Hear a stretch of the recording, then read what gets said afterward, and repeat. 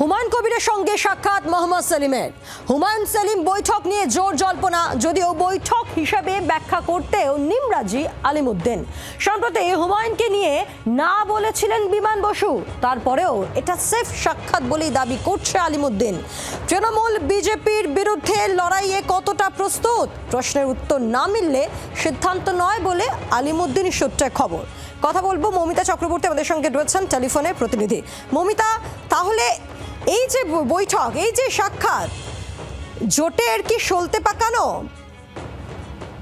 দেখো, সলতে পাকানোর প্রশ্ন উঠছে না, কারণ হুমায়ুন কবিরের সাথে আজকের যে সাক্ষাৎ, সেই সাক্ষাৎকে বৈঠক হিসেবে মনেই করছে না আলিমুদ্দিন স্ট্রিট। আলিমুদ্দিন স্ট্রিটের ব্যাখ্যা যে হুমায়ুন কবির তিনি নিজে দল গড়েছেন এবং তিনি নিজে আসতে চেয়েছিলেন, তাই মোহাম্মদ সেলিম সৌজন্যর সঙ্গে দেখা করেছেন। কোন রাজনৈতিক নেতা তিনি যদি আসতে চান তবে তাকে না বলাটা যুক্তিসঙ্গত কাজ নয়, এবং সেক্ষেত্রে হুমায়ুন কবির এসছেন, হুমায়ুন কবিরের সাথে মোহাম্মদ সেলিম তিনি কথা বলেছেন।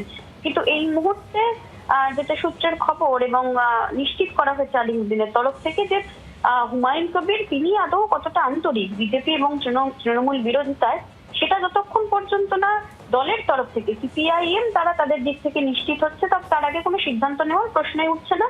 এবং এই বিষয়টাও তারা মনে করিয়ে দিচ্ছেন যে সিপিআইএম এই মুহূর্তে প্রথম প্রায়োরিটি তাদের কাছে আসন সমঝোতার ক্ষেত্রে বামপন্থী সমস্ত দল, অর্থাৎ বামফ্রন্টের সঙ্গে আলোচনা করা, সেটা তো হবেই।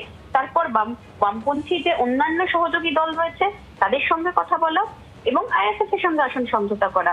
এক্ষেত্রে ইন্টারেস্টিং ওয়েতে কংগ্রেসের সঙ্গেও কিন্তু এখনো পর্যন্ত আলিমুদ্দিন স্ট্রিটের কোন রকম কোনো বৈঠক হয়নি। কংগ্রেস কি করছে তাদের মুড বুঝে তবে সিদ্ধান্ত।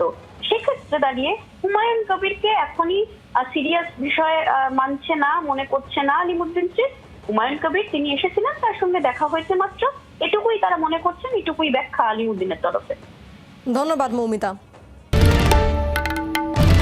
বাংলার আওয়াজ, বাঙালির আবেগ, জি 24 ঘন্টা।